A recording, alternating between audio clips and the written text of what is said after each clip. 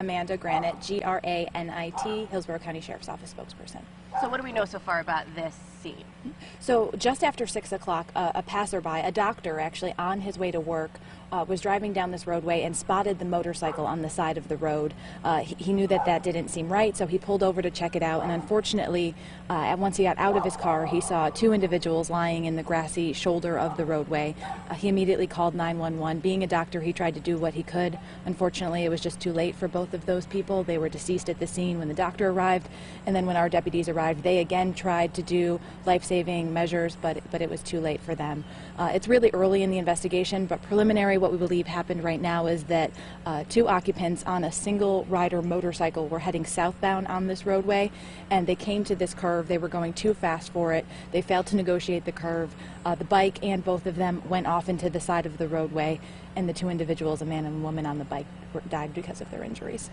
Did they hit anything over here? I see there's like a utility pole or something over here. So they did hit a street sign that said, it's like these curve negotiator signs. So when they were going around the curve, they did hit a sign that indicated the curve was ahead.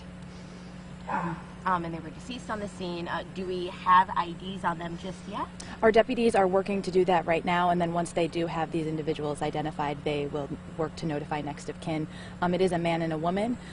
They both were not wearing helmets, and that's just something that makes our heart sink here at the Hillsborough County Sheriff's Office. We would ask anyone who is riding a motorcycle to wear a helmet. We know it's hot out, but it could really be the difference in you going home to your family or us having to knock on your family's door with that awful news.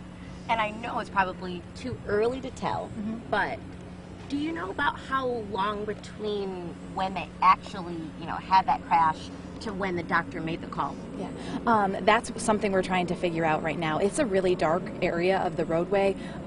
Over here you can see some street lights, but down there's really not many street lights over there. It's on a curve. The sun comes up about 6 o'clock. It gets a little bit lighter around that hour.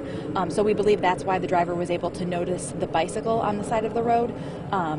So we're kind of trying to put that all together and figure out exactly when the crash may have happened and the time frame between when the doctor actually found them. With it being so dark and just, I guess, people's general nature, kind of lucky that that man stopped when he did. Certainly. I mean, we would like to be notified of any crash as soon as it happens so that we can get to the scene as quickly as possible.